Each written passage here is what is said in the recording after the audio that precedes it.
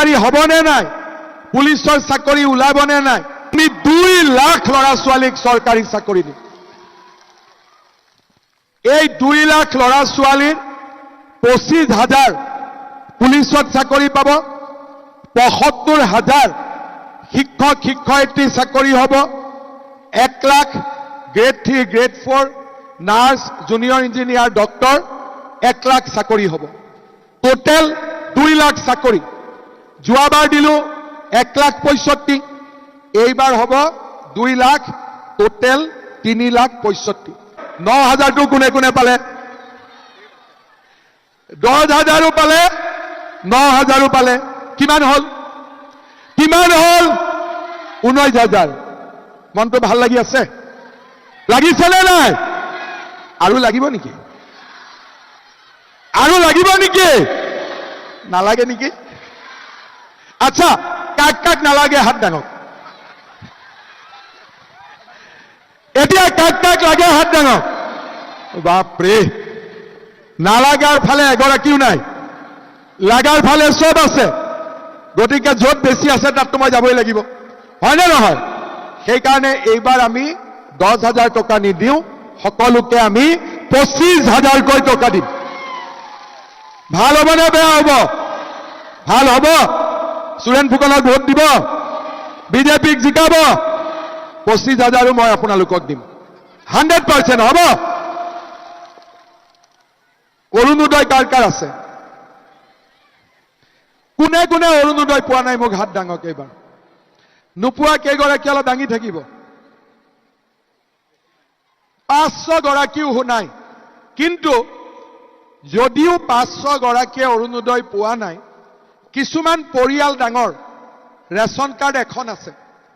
যদি পৰিয়ালটোত আমি ৰেচন কাৰ্ড 2খন কৰি দিওঁ, আমাক আৰু অলপ অৰুণোদয় লাগিব। সেইকাৰণে ডিগবৈ সমষ্টিৰ কাৰণে মই সুৰেন ফুকনক নতুনকৈ 10,000 অৰুণোদয় আৰু দিম। 10,000 কিয় দিম? এটাটো নোপোৱাসকলে পাব লাগিব 1250 টকা। এতিয়া আমি 1250 টকাটোকো বাঢ়াই লৈ গৈ থাকিম। দ্বিতীয়তে, ডাঙৰ পৰিয়ালত ৰেচন কাৰ্ডখন ভাঙিলে আমি 2টা অৰুণোদয় পাম। লগতে আমাৰ ডিগবৈ ল'ৰাবিলাকে বিয়া কৰাই বোৱাৰীও আনিব নহয় ডিগবৈত, সিহঁতৰ কাৰণেও এটা অৰুণোদয় ৰাখি থ'ব লাগিব, হয়নে নহয়?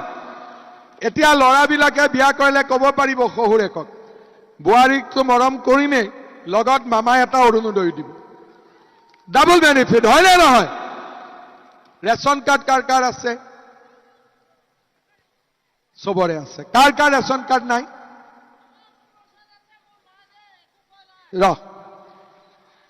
ৰেচন কাৰ্ড কাৰ কাৰ নাই? 50-100 ঘৰ 1,000 ৰেচন কাৰ্ড দিলে চবেই পাই যাব। ৰেচন কাৰ্ডত চাউলটো পায়নে নাপায়? পায়নে? দালি পায়, নিমখ পায়, চেনি পায়। দালিটো ভালনে বেয়া?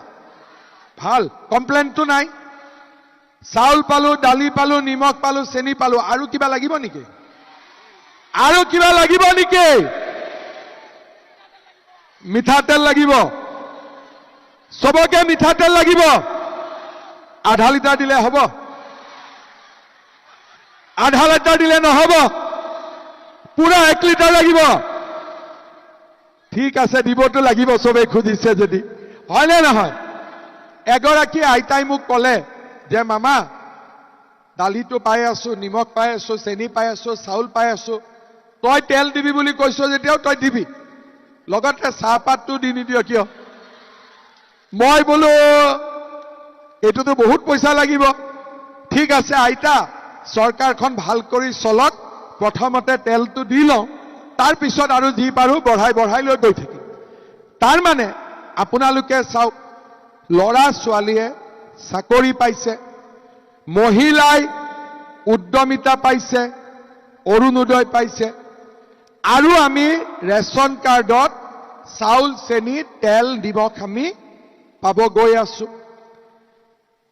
এই সুবিধাবোৰ কংগ্ৰেছ 1250 পাব, হায়াৰ ছেকেণ্ডাৰীত পঢ়িলে 1,000 টকা পাব। কিন্তু এইবাৰ আমি সিদ্ধান্ত লৈছো লৰা ছোৱালীক পঢ়ুৱাৰ গোটেই খৰচ কাগজৰ পৰা পেইনলৈকে এই গোটেই খৰচ এইবাৰ মামাই কৰিব, দেউতাক মাকে কৰিব নালাগে। এইবাৰ দেউতাক মাকে লৰা ছোৱালীৰ পঢ়াৰ খৰচ দিব নালাগে। চৰকাৰে কেজি টু পিজি লৰা ছোৱালীক পঢ়াৰ খৰচ দিব। শ্ৰদ্ধাৰ ৰাইজ, 2 লাখ লৰা ছোৱালীয়ে চাকৰি পাব, কিন্তু বহুত যুৱক যুৱতী থাকি যাব যোনে চাকৰি নাপাব। আমি সেমিকন্ডাক্টৰ আনিছো, ইউৰিয়া ফেক্টৰী, থাৰ্মেল পাৱাৰ, বহুত লৰা ছোৱালীয়ে উদ্যোগত চাকৰি পাব, কিন্তু আমাৰ লৰা ছোৱালীয়ে ব্যৱসায় বাণিজ্যও কৰিব বিচাৰে, কিন্তু বেংকৰ পৰা লোন নাপায়, বেংকে লোন নিদিয়ে। সেইবাবে যোৱাবাৰ আমি এটা আঁচনি আনিছিলো CM-AAA। আমাৰ ডিগবৈৰো 1000 লৰা ছোৱালীয়ে এই আঁচনিটো পাইছিলে। চৰকাৰে 2 লাখ টকা দিয়ে, টকাটো ঘূৰাই দিব নালাগে, ব্যৱসায় বাণিজ্য কৰিব লাগে। এইবাৰ আমি যেতিয়া আশীৰ্বাদ যাত্ৰাত গলো, বহুত লৰা ছোৱালীয়ে মোক ক'লে যে মামা এই আঁচনিটোৰ পৰা লাভ হৈছে, 2 লাখ টকা বেংকক দিলে এতিয়া আমি লগত লোনো পাওঁ। বহুতে মোক দোকান দেখুৱালে, বহুতে মোক যি ব্যৱসায় কৰি আছে ৰাস্তাতে মোক বহুতে দেখুৱালে। সেইকাৰণে এইবাৰ আমি সিদ্ধান্ত লৈছো যে 1 লাখ লৰা ছোৱালীক নহয়, এইবাৰ আমি 10 লাখ লৰা ছোৱালীক CM-AAA দিম, 10 লাখ। আৰু মই আজি ডিগবৈত কৈ থৈ গলো যে ডিগবৈ বিধানসভা সমষ্টিৰ মই 10,000 লৰা ছোৱালীক CM-AAA দিম। 10,000 অৰুণোদয়, 10,000 CM-AAA। আগত কোনেও ইমান কাম কৰা নাছিল, আৰু আমি আজি অসমখনক নৱ নিৰ্মাণৰ বাবে আমি আগুৱাই লৈ গৈছো। বিজেপি চৰকাৰৰ দিনত শান্তি আহিলে, প্ৰগতি আহিলে।